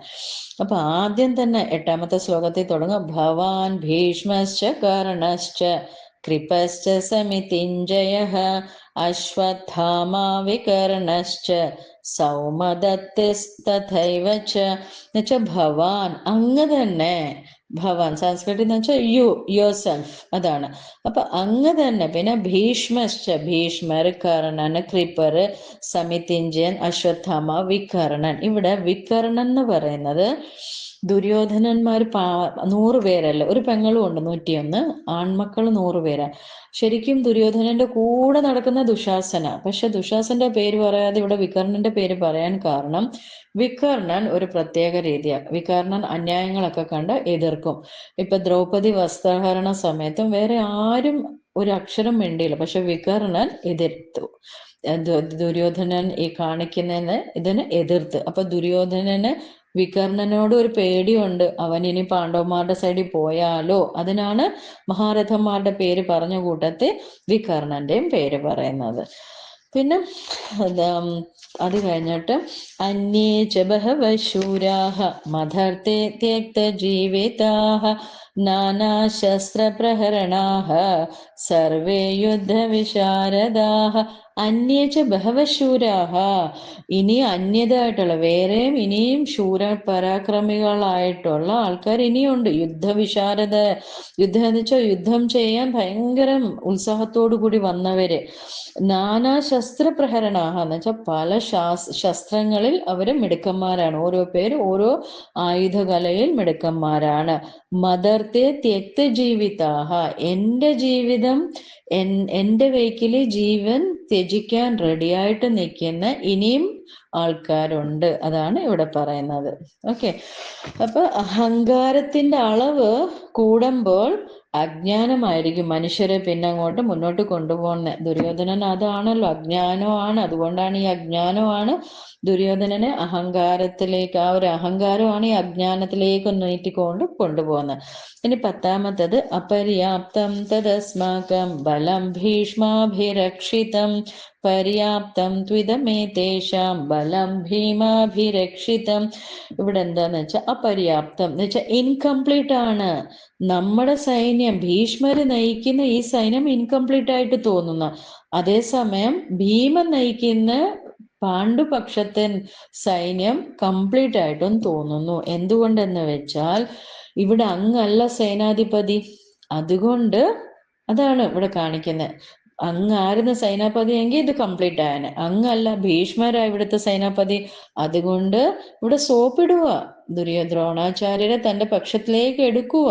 അപ്പൊ ദ്രോണാചാര്യർ അല്ലാത്തതുകൊണ്ടാണ് നമ്മുടെ പക്ഷം ഒരു പൂർത്തിയായിട്ട് മൊത്തത്തിൽ കംപ്ലീറ്റ് ആയിട്ട് തോന്നാത്തതെന്ന് പറയാണ് ആ ഒരു ശ്ലോകം. ഇനി അടുത്ത 11-ാമത്തെ അയനേഷു ച സർവേഷു യഥാഭാഗമവസ്ഥിതാഃ ഭീഷ്മമേവാഭിരക്ഷന്തു ഭവന്തഃ സർവ ഏവ ഹി. എന്നുവെച്ചാൽ എല്ലാ സർവേഷു എന്നുവെച്ചാൽ എല്ലാ ഭാഗത്തു നിന്നും യഥാഭാഗം അവസ്ഥിത അവരവരുടെ സ്ഥാനത്ത് നിന്നുകൊണ്ട് എല്ലാവരും ഭീഷ്മരെ സംരക്ഷിക്കണം. എന്ന് വെച്ചാൽ ഭീഷ്മർ ഏറ്റവും പ്രായം ചെന്ന പിതാമഹനാണ്. അപ്പൊ ഭീഷ്മരെ സംരക്ഷിക്കണമെന്നാണ് ഇവിടെ. അപ്പൊ അങ്ങ് തന്നെ മുൻകൈ എടുത്ത് നിൽക്കണം, ഭീഷ്മരെ സംരക്ഷിക്കണം, അങ്ങില്ലെങ്കിൽ ഒന്നും പറ്റില്ല എന്നൊക്കെയുള്ള രീതിയിലാണ് ഇവിടെ ദുര്യോധനൻ പറയുന്നത്. ഇനി 12-ാമത്തത് തസ്യ സഞ്ജനയൻ ഹർഷം കുരുവൃദ്ധഃ പിതാമഹഃ സിംഹനാദം വിനദ്യോചേഹി ശംഖം ദധ്മോ പ്രതാപവാൻ. എന്ന് വെച്ചാ തസ്യ സഞ്ജനയൻ ഹർഷം കുരുവൃദ്ധ പിതാമഹഃ. ഇവിടെ സഞ്ജയനൻ ഹർഷം എന്ന് വെച്ചാൽ ഭയങ്കരമായിട്ട് സന്തോഷിപ്പിക്കേണ്ട വയ്ക്കില്ലേ. ഭീഷ്മർ എന്തോ ചെയ്ത് സിംഹനാദം ഗർജിക്കുന്ന കൂട്ട്, സിംഹനാദം അറിയാലോ, പുലി ഗർജിക്കുന്ന കൂട്ട് ശംഖനാദം മുഴക്കി. എന്തുകൊണ്ട്? പ്രതാപവാൻ കുരുവൃദ്ധ പിതാമഹ എന്ന് വെച്ചാൽ നല്ല പ്രതാപശാലിയും കുരുവൃദ്ധ എന്ന് വെച്ചാൽ കുരുവംശത്തിലെ ഏറ്റവും പ്രായം ചെന്ന വൃദ്ധനുമായ പിതാമഹൻ ദുര്യോധനന് സന്തോഷം തോന്നേണ്ട വയ്ക്കില് സിംഹനാദം പോലെ ഗർജിക്കുന്ന ഒരുത്തി തൻ്റെ ശംഖം മുഴക്കി. എന്താന്ന് വെച്ചാൽ യുദ്ധമൊക്കെ തുടങ്ങാനുള്ള ആ ഒരു ഇതിന്റെ സമയമായപ്പം ഭീഷ്മർക്ക് മനസ്സിലായി ദുര്യോധനൻ നന്നായിട്ട് പേടിച്ചിട്ടുണ്ട്. ഇത്രയും നേരം പുലിയെ പോലെ പുലമ്പിക്കൊണ്ട് നടക്കുമായിരുന്നു, പക്ഷെ ഇപ്പൊ പൂച്ചയായി മാറിയെന്ന് നമ്മൾ പറയത്തില്ല. അപ്പം ശരിക്കും ഭയമുണ്ട് ദുര്യോധനന്. അതുകൊണ്ടാണല്ലോ യുദ്ധഭൂമി ഇതെല്ലാം കഴിഞ്ഞതാണ്, കോംപ്രമൈസ് ചെയ്യാനും അങ്ങനെയുള്ള കാര്യങ്ങളെല്ലാം കഴിഞ്ഞ്. അന്നേരം ഒന്നും ദുര്യോധനൻ നിന്നില്ല, സന്ധി സംഭാഷണത്തിന് ഭഗവാൻ ചെന്നതായിരുന്നു, സമ്മതിച്ചില്ല. ഇപ്പൊ ഈ യുദ്ധകാലത്ത് ഇവിടെ ഒരു സംസാരം അല്ലല്ലോ വേണ്ട, ഇവിടെ ഒരു മീറ്റിങ്ങിന്റെ ഒരു ആവശ്യമില്ല, യുദ്ധം തുടങ്ങേണ്ട സമയം കഴിഞ്ഞു, എന്നിട്ട് അവിടെ പോയി ചർച്ച നടത്തുക. അപ്പൊ തന്നെ മനസ്സിലായി, ഭഗവാന് മനസ്സിലായി ദുര്യോധനൻ ശരിക്കും പേടിച്ചിട്ടുണ്ടെന്ന്. അപ്പം സന്തോഷിപ്പിക്കേണ്ട വേക്കിലെയാണ് തൻ്റെ ശംഖം മുഴക്കിയത്. എന്ന് വെച്ചാൽ ഞങ്ങൾ റെഡിയാണ്. അപ്പം യുദ്ധം തുടങ്ങാനുള്ള തൻ്റെ സൈന്യത്തിനുള്ള നിർദ്ദേശമായിരുന്നു ഭീഷ്മർ ആ ശംഖനാദത്തിൽ കൂടെ കൊടുത്തത്. അതങ്ങോട്ട് കഴിയുമ്പോൾ തന്നെ എന്തുവാ, അപ്പൊ പിതാമഹൻ നന്നായിട്ട് മനസ്സിലായി ദുര്യോധനൻ പേടിച്ചിട്ടുണ്ട്, അപ്പൊ സന്തോഷിപ്പിക്കാനാണ് ഇത് ചെയ്തത്. അത് കഴിയപ്പം തഥ ശംഖാശ ഭേര്യശ്ച പണവാനക ഗോമുഖാഃ സഹസൈവാഭ്യഹന്യന്ത സശബ്ദസ്തു മുലോഭവത്. തഥ എന്നുവെച്ചാൽ ആഫ്റ്റർവേർഡ്സ്, അത് കഴിഞ്ഞിട്ട് ശംഖാശ ഭേര്യശ്ച ഇവരുടെ പക്ഷത്തുള്ള കൗരവ പക്ഷത്തുള്ള എന്ന് വെച്ചാൽ അവരുടെ മെയിൻ സേനാധിപൻ ശംഖ ഊതി. അപ്പൊ അവരുടെ കൂട്ടത്തിലുള്ള ബാക്കി എല്ലാവരും അവരുടെ കയ്യിലുള്ള ഓരോ ബാൻഡ് അതെല്ലാം മുഴക്കാൻ തുടങ്ങി. അതാണ് ഇവിടെ കാണിക്കുന്നത്. അപ്പം ഇവിടെ നമ്മൾ മനസ്സിലാക്കണമെന്ന് വെച്ചാൽ സൈന്യാംഗങ്ങൾക്ക് ആത്മവീര്യം പകരാൻ പടക്കളത്തിൽ ഇത്തരം അവർക്കൊരു ധൈര്യം വരേണ്ട വേക്കിൽ ഇങ്ങനെയൊക്കെയുള്ള ഓരോ കൊട്ടും മേളവും ഒക്കെ അവർക്ക് പകർന്നു കൊടുക്കുന്നത്. അപ്പം അതാണ്. അപ്പൊ ശബ്ദം മനസ്സിന് ഉത്തേജനം നൽകുന്ന ഒരു പദാർത്ഥമാണ്. എപ്പോഴും നമ്മളിപ്പോൾ ദേഷിച്ച് സംസാരിച്ചാൽ നമ്മുടെ മനസ്സിന് വിഷമം വരുന്നത് അല്ലേ. നമ്മൾ നല്ല സ്നേഹമായിട്ട് സംസാരിച്ചാലും നമ്മുടെ മനസ്സിന് സന്തോഷം തോന്നുന്നത്. അപ്പൊ ശബ്ദം വലിയൊരു ഫാക്ടറാണ്. അപ്പൊ അതുകൊണ്ടാണ് ഇവിടെ വലിയ ഇത് ശംഖം മുഴക്കി ബാക്കി കൂട്ടത്തിലുള്ളവരും എല്ലാവരും അവരവരുടെ കയ്യിലുള്ള അതും കൊണ്ട് ഓരോ പേരും മുഴക്കി. അത് കഴിഞ്ഞപ്പോൾ അപ്പം കൗരവപക്ഷക്കാര് യുദ്ധം ഡിക്ലെയർ ചെയ്തു. ഇനി അടുത്ത 14-ാമത്തെ ശ്ലോകം. തത ശ്വേതൈർഹയൈർയുക്തേ മഹതി സ്യന്ദനേ സ്ഥിതോ മാധവഃ പാണ്ഡവാശ്ചൈവ കിം ദിവ്യൗ ശംഖൗ പ്രധത് മതുഃ. എന്ന് വെച്ചാൽ തത ശ്വേതൈർഹയൈർയുക്തേ, ശ്വേതനരം എന്ന് വെച്ചാൽ വെളുത്ത കുതിരകളെ പൂട്ടിയ തേരില്ല അവരെ സ്ഥിതി ചെയ്യുന്ന ആരാ? മാധവനും പാണ്ഡവന്മാരും. മാധവൻ ഭഗവാന്റെ വേറെ ഒരു പേര്. അപ്പൊ മാധവനും ഭഗവാനും പാണ്ഡവന്മാരും അവരവരുടെ കയ്യിലുള്ള ദിവ്യമായ ശംഖുകൾ ഊതി. ഇവിടെ ശരിക്കും പറഞ്ഞ അവിടുത്തെ സേനാധിപനാണ് അവിടെ ഊതിയത്. അപ്പൊ ഇവിടുത്തെ സേനാധിപൻ ആരാ? കൃഷ്ണനല്ല, ശരിക്കും പറഞ്ഞ ദൃഷ്ടദ്യുമ്നനാ. പക്ഷെ ദൃഷ്ടദ്യുമ്നൻ അല്ല ഊതിയത്, കൃഷ്ണനാണ് ഊതിയത്. പിന്നെ നമ്മൾ മനസ്സിലാക്കേണ്ടത് എന്തുവാന്ന് വെച്ചാൽ ഈ ഭഗവാൻ ദ്വാരകാധിപനായ ശ്രീകൃഷ്ണന് നമ്മളെ കാണിച്ചു തരുക. നമ്മൾ ഏത് ഇവിടെ ശരിക്കും പറഞ്ഞാൽ ഭഗവാൻ ഒരു ഡ്രൈവറായിട്ടാണ് വന്നിരിക്കുന്നത് അല്ലേ. ഇപ്പൊ ഒക്കെ നമ്മൾക്ക് കാറൊക്കെ ഉണ്ട്. രഥവും കുതിരയൊക്കെ ആയിരുന്നെങ്കിൽ കുതിരവണ്ടി ഓടിക്കുന്ന ആളിനെ ഡ്രൈവർ എന്നല്ലേ പറയത്തുള്ളൂ. ഭഗവാൻ അർജുനന്റെ ഡ്രൈവറാ അല്ലേ. പക്ഷെ ആ ജോലി ചെയ്യാനും ഒരു വിഷമവും ഇല്ലാതാണ് ഭഗവാൻ വന്നിരിക്കുന്നത്. ഭഗവാൻ കുട്ടിക്കാലത്ത് തന്നെ ഭഗവാന്റെ വീട്ടിൽ 9 ലക്ഷം പശുക്കൾ ഉണ്ടായിരുന്നെന്നാ പറഞ്ഞത്. ഇഷ്ടംപോലെ പണിക്കാരും എല്ലാം ഉണ്ടായിരുന്നു. എന്നാലും മറ്റു ഗോപികോപന്മാരുടെ കൂടെ പശുക്കളെയും കൂട്ടിക്കൊണ്ട് മേയ്ക്കാൻ നടക്കുമായിരുന്നു. അതിന്റെ ആവശ്യമില്ല. അവരുടെ വീട്ടിൽ ഇഷ്ടംപോലെ ആൾക്കാരുണ്ടായിരുന്നു പണിക്ക്. എന്നാലും അവരുടെ കൂടെ പോകുമായിരുന്നു. അപ്പൊ അവിടെ ഒരു വേർവ്യത്യാസം ഇല്ല. അതുപോലെ തന്നെ അതാണ് ഡിഗ്നിറ്റി ഓഫ് ലേബർ എന്നൊക്കെ പറയത്തില്ല. അതുപോലെ തന്നെ രാജസൂയ യജ്ഞം നടക്കുമ്പോൾ ഭഗവാനാണ് അവിടുത്തെ ചീഫ് ഗസ്റ്റ്. പാണ്ഡവന്മാര് ഭഗവാനെ ആ ചീഫ് ഗസ്റ്റ് ആക്കി വെച്ച. ചീഫ് ഗസ്റ്റ് അവിടെ എവിടെയെങ്കിലും ഇരുന്നാൽ മതി. പക്ഷെ ഭഗവാൻ എന്തോ ചെയ്യും, വരുന്ന അതിഥികളുടെ എല്ലാം കാല് കഴുകി പാദം തുടച്ച് അവർക്കെല്ലാം ഓരോ ആസനങ്ങളുണ്ടല്ലോ അവിടെ കൊണ്ടുപോയി ഇരുത്തുകയും ചെയ്ത്. അപ്പം അവിടെ ഒരു വേർവ്യത്യാസമില്ല. നമ്മൾ ഏത് ജോലി ചെയ്യുന്നോ അത് എന്ത് പ്രവൃത്തിയായാലും അത് ആത്മാർത്ഥതയോടെയും മാന്യതയോടെയും ചെയ്ത് ഭഗവാൻ കാണിച്ചു തരികയാണ് നമ്മളും ഇതുപോലെ ആയിരിക്കണമെന്ന്. ഇനി അടുത്തപ്പോ ഭഗവാനും പാണ്ഡവന്മാരും ഊതി. അപ്പൊ എന്തൊക്കെയാണ് അവർ ഊതിയ ശംഖുകളുടെ പേരാണ് 15ഉം 16ഉം. അപ്പൊ പാഞ്ചജന്യം ഋഷികേശോ എന്ന് വെച്ചാൽ ഋഷികേശം എന്ന് വെച്ചാൽ ഭഗവാന്റെ വേറെ ഒരു പേരാണ്. അതെന്താന്ന് വെച്ചാൽ ഇന്ദ്രിയങ്ങളുടെ നാഥൻ എന്ന് വെച്ചാൽ ഭഗവാന് കൺട്രോൾ ചെയ്യാനുള്ള കഴിവുണ്ട്. നമുക്കില്ല. ഇന്ദ്രിയങ്ങൾ എന്ന് വെച്ചാൽ നമ്മുടെ സെൻസ് ഓർഗൻസ് ഒക്കെ, കണ്ണ്, മൂക്ക്, ചെവി, ഇതൊക്കെ. നമുക്കൊരു സാധനം കണ്ടാൽ പിന്നെയും പിന്നെയും കാണണം, മേടിക്കണം, തിന്നണം അല്ലെ. ഭഗവാനല്ല. ഭഗവാൻ കൺട്രോൾ ഉണ്ട്. അതുകൊണ്ടാണ് ഭഗവാനെ ഇന്ദ്രിയങ്ങളുടെ നാഥൻ, അതാണ് ഋഷികേശ് എന്ന് പേര്. അപ്പം പാഞ്ചജന്യം ആരുടെ ശംഖ? ഭഗവാന്റെ. ദേവദത്തം ധനഞ്ജയ എന്ന് വെച്ചാൽ പാണ്ഡവന്മാർ ഒരു യജ്ഞം ചെയ്യുമ്പം ഇവരെല്ലാവരും ഓരോരോ ഡയറക്ഷനിൽ പോയാണ് പണം കൊണ്ടുവരുന്നത്. അപ്പൊ ഏറ്റവും കൂടുതൽ ധനം കൊണ്ടുവന്നത് അർജുനനാണ്. അതുകൊണ്ടാണ് അർജുനന് ധനഞ്ജയൻ എന്നൊരു പേരും കിട്ടുന്നത്. അപ്പൊ ദേവദത്തം എന്ന് പറഞ്ഞ ശംഖാണ് അർജുനൻ ഊതിയത്. പൗണ്ഡ്രം ദധമോ മഹാശംഖമായ പൗണ്ഡ്രം ആരാ ഊതിയ? വൃക്കോധരൻ ഭീമനാണ് പൗണ്ഡ്രം എന്ന ശംഖ് ഊതിയത്. പിന്നെ അനന്ത വിജയം രാജ കുന്തിപുത്രോ യുധിഷ്ഠിര, കുന്തിപുത്രനായിട്ടുള്ള രാജ യുധിഷ്ഠിരന്റെ അനന്ത വിജയം എന്നുള്ള ശംഖ് ഊതി. നകുല സഹദേവശ്ച സുഘോഷമണിപുഷ്പകോ, നകുല സഹദേവന്മാര് സുഘോഷമെന്നും മണിപുഷ്പകം എന്നുള്ള ശംഖുകളാണ് ഊതിയത്. അപ്പം കൗരവപക്ഷത്ത് നിന്ന് ഉയർന്ന ശംഖനാദങ്ങൾക്ക് മറുപടിയായി പാണ്ഡവപക്ഷത്ത് നിന്ന് മഹാരഥന്മാരും അവരവരുടെ ശംഖുകളാണ് മുഴക്കിയത്. അപ്പോൾ ഓരോ പേരായിട്ട് മുഴക്കി. ഇവിടെ നമ്മൾ ഒരിത് മനസ്സിലാക്കണ്ടേ, ഇവിടെ ഭഗവാൻ ഊതി അല്ലെ. ശരിക്കും ദൃഷ്ടദ്യുമ്നനായിരുന്നു ശംഖ് ഊതേണ്ടത്. നമ്മൾ റെഡിയാണെന്നും പറഞ്ഞോളൂ അല്ലെ. ഭീഷ്മർ അവിടെ ഊതിയപ്പോൾ ഇവിടെ ദൃഷ്ടദ്യുമ്നനായിരുന്നു ഊതേണ്ടത്. ബിക്കോസ് ദൃഷ്ടദ്യുമ്നനാണ് സേനാപതി. പക്ഷെ ഭഗവാൻ എന്തുകൊണ്ടാണ് ഊതിയെന്ന് വെച്ചാൽ ഇവിടെ ഈ യുദ്ധം നടക്കാനുള്ള കാരണം തന്നെ എന്തുവാണ്? അവർക്ക് രാജ്യം വേണം അല്ലെ. അതാണല്ലോ മെയിനായിട്ടുള്ള വേണ്ട. ഇവർക്ക് രണ്ടുപേർക്കും, കൗരവന്മാർക്കും പാണ്ഡവന്മാർക്കും കൊടുക്കുന്നില്ല യുദ്ധം. അപ്പൊ അവര് പറഞ്ഞു ശരി നമുക്ക് യുദ്ധഭൂമി വെച്ച് കാണാം. രാജ്യത്തിന്റെ വേക്കിലാണല്ലോ യുദ്ധം നടന്നത് തന്നെ. അങ്ങനെ പക്ഷെ അതിനു മുമ്പ് ഭഗവാൻ വിചാരിക്കും യുദ്ധം നടക്കുമ്പോൾ എന്ത് നാശനഷ്ടങ്ങളും, എത്രയോ കുടുംബങ്ങൾ അനാഥരായി, അങ്ങനെ ഒത്തിരി പ്രോബ്ലംസ് ഉണ്ടാവും. ഒരു സന്ധി സംഭാഷണമായിട്ട് ഭഗവാൻ അവിടെ ചെല്ലുന്നുണ്ട്, ഹസ്തിനാപുരിയിൽ ചെല്ലുന്നുണ്ട്. അപ്പം കൗരവന്മാർക്കും പാണ്ഡവന്മാർക്കും രാജസിംഹാസനത്തിനാണല്ലോ ഈ അവകാശം ഉന്നയിച്ചുകൊണ്ടുള്ള തർക്കമാണെന്ന് ഒരു യുദ്ധത്തിന് ഇടയായത്. അപ്പൊ കുരുക്ഷേത്രത്തിൽ വെച്ച് കണ്ടുമുട്ടാന്നും പറഞ്ഞിട്ടാണ് ഇവർ പരസ്പരം പിരിഞ്ഞത്. പക്ഷെ എന്നിട്ടും ഭഗവാൻ ഒരു സന്ധി സംഭാഷണത്തിന് വരും.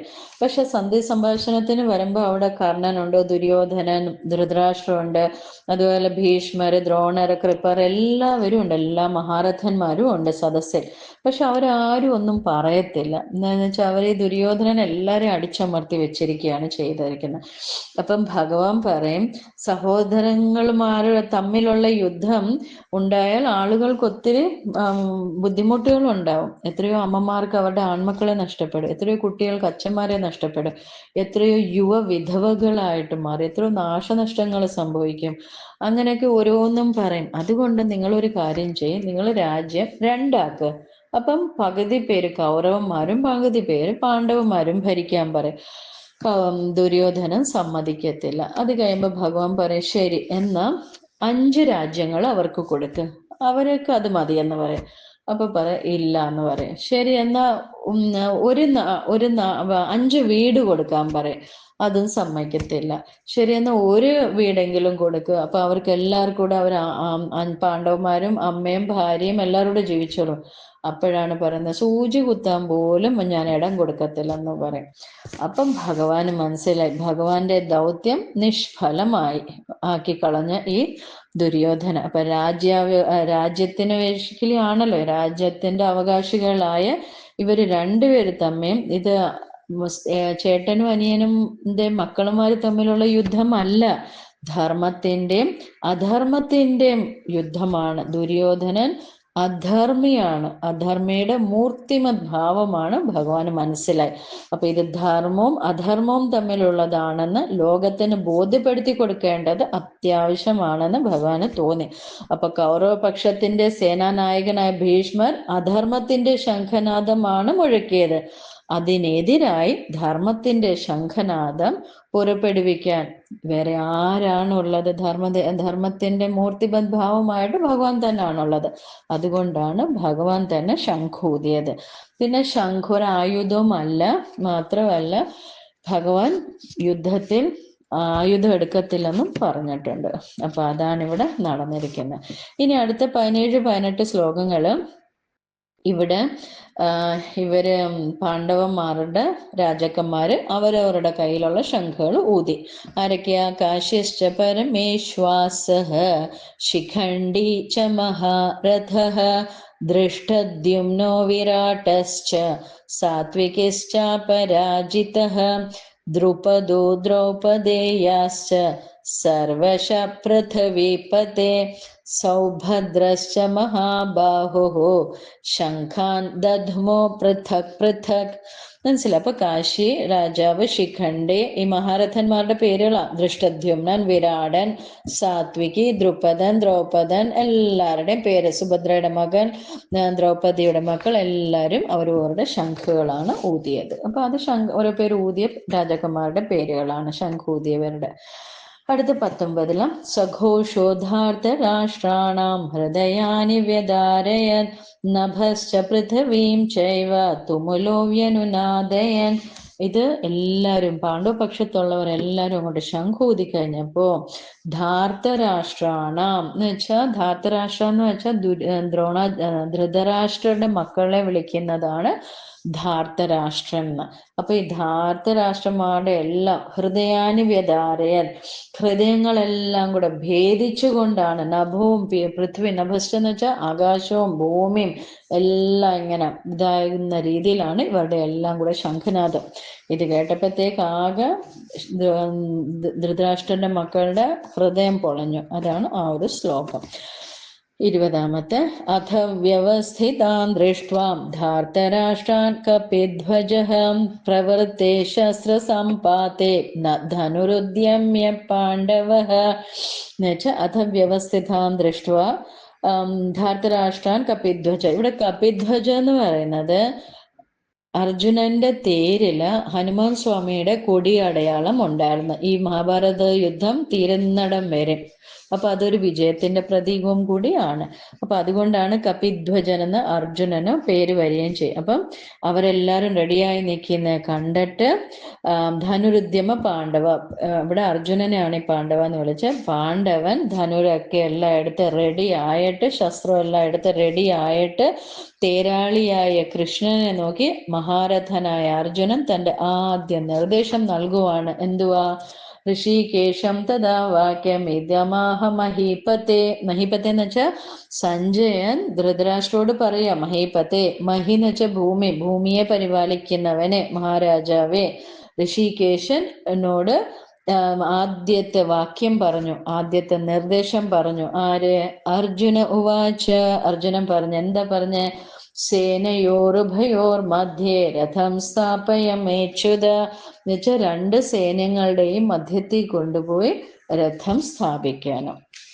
അപ്പം അത് കഴിഞ്ഞ് യാവദേതാ നിരീക്ഷേഹം യോദ്ധുകാമാനവസ്ഥിതാൻ കൈർമയാ സഹ യോദ്ധവ്യം അസ്മിൻ രണസമുദ്യമേ എന്ന് വെച്ചാൽ ഈ രണഭൂമിയിൽ യുദ്ധം ചെയ്യാൻ യോദ്ധുകാമാൻ എന്ന് വെച്ചാൽ കാംക്ഷിച്ചു വന്നവരെ ഞാനൊന്ന് നിരീക്ഷിക്കട്ടെ, ആരൊക്കെയാണ് വന്നിരിക്കുന്നതെന്ന്, ആരോടൊക്കെയാണ് ഞാൻ യുദ്ധം ചെയ്യേണ്ടത്, ഞാനൊന്ന് കാണട്ടെ എന്നാണ് ഇവിടെ ഭഗവാനോട് അർജുനൻ പറയുന്നത്.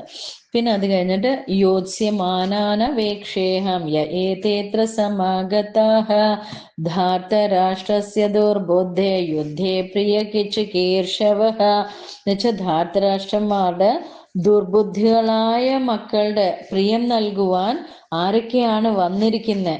ഇവർക്ക് ദുർബുദ്ധികളായ ധൃതരാഷ്ട്രപുത്രന്മാർക്ക് പ്രേമം കൊടുക്കേണ്ട വേക്കില്ല, എന്ന് വെച്ചാൽ പ്രീതി സമ്പാദിക്കേണ്ട വേക്കില് ആരൊക്കെയാണ് യുദ്ധം ചെയ്യാൻ വന്നിരിക്കുന്നത്, ഞാൻ അവരെയൊക്കെ ഒന്ന് കാണട്ടെ എന്നാണ് ഇവിടെ പറയുന്നത്. ഓക്കെ, അപ്പം അത് കഴിഞ്ഞതിന് ശേഷം സഞ്ജയ ഉവാച, ഇവിടെ അർജുന നിർദ്ദേശം വെച്ചാണല്ലോ.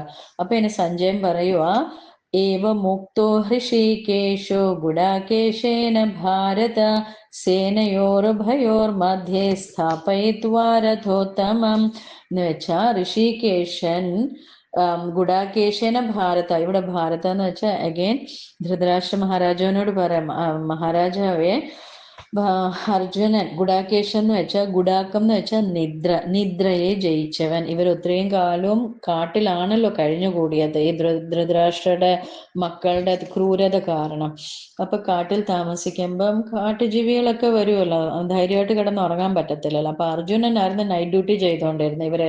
ഇവരെല്ലാം കിടന്നുറങ്ങുമ്പോ, ബാക്കി സഹോദരങ്ങളും അമ്മയൊക്കെ കിടന്നുറങ്ങുമ്പോൾ അർജുനനാണ് ഉറക്കം ഒളിച്ചിരുന്ന് ഇവരെയൊക്കെ സംരക്ഷിച്ച്. അതുകൊണ്ടാണ് അർജുനന് ഗുഡാകേശൻ എന്ന ഒരു പേര് തന്നെ വന്നത്. അപ്പം ഏവം മുക്തോ ഋഷികേശ ഗുഡാകേശന ഭാരത സേനയോർ ഉഭയോർ മധ്യേ സ്ഥാപയിത്വാ രഥോത്തമം.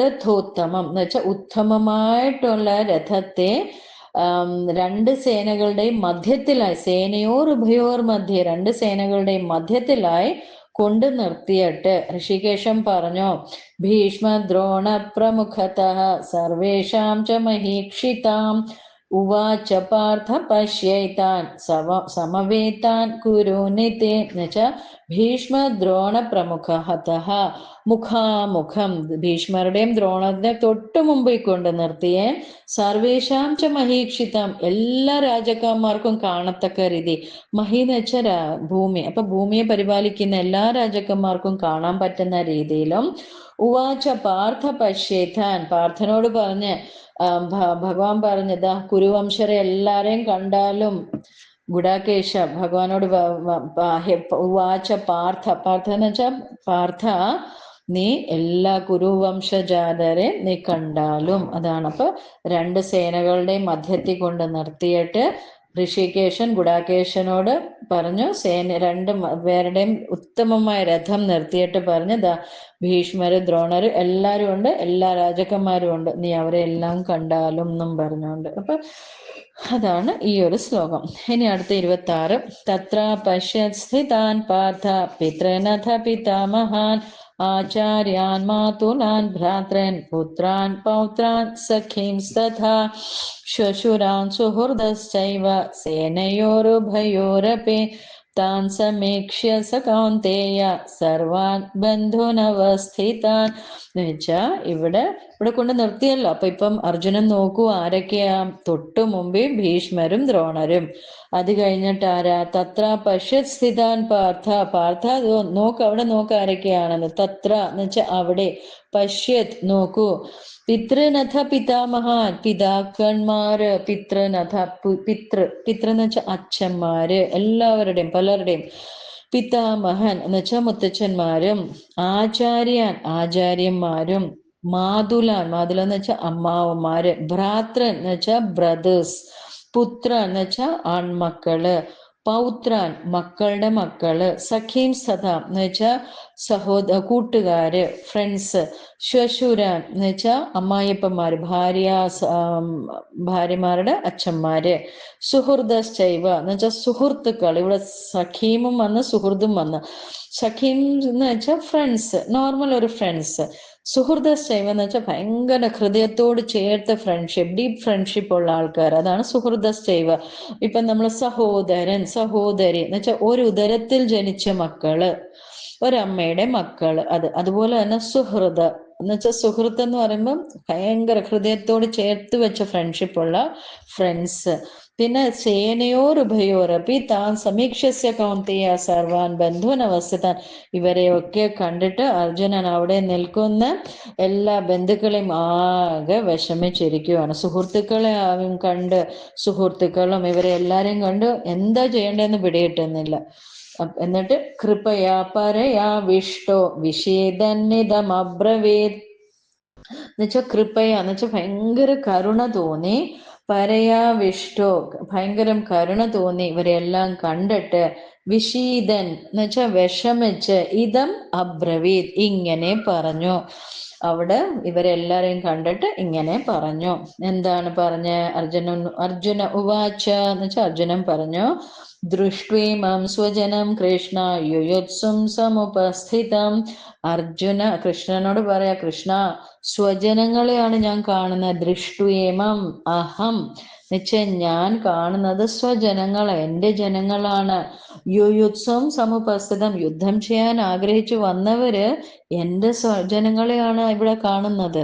പിന്നെ സീതന്തി മമ ഗാത്രാണി മുഖം ച പരിശുഷ്യത്തെ വേപതുശ്ച ശരീരേ മേ രോമഹർഷശ്ച ജായത്തെ. സീതന്തി എന്ന് വെച്ചാൽ തളരുന്നു, ഗാത്രാണി എന്ന് വെച്ചാൽ ശരീരം എന്ന് വെച്ചാൽ എൻ്റെ ശരീരം തളരുന്നു. മുഖം ച പരിശുഷ്യത്തെ വായ വരണ്ടു പോകുന്നു.